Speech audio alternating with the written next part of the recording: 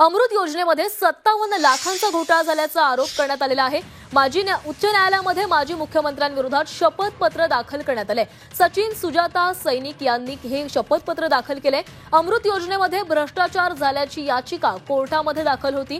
भ्रष्टाचाराला कोण जबाबदार असा सवाल कोर्टाने उपस्थित केलाय आणि त्यावेळी मुख्य सचिव सुजाता सैनिक यांनी एकनाथ शिंदेंच्या नावाने शपथपत्र दिल्याची माहिती विजय वडेट्टीवारांनी दिली आहे।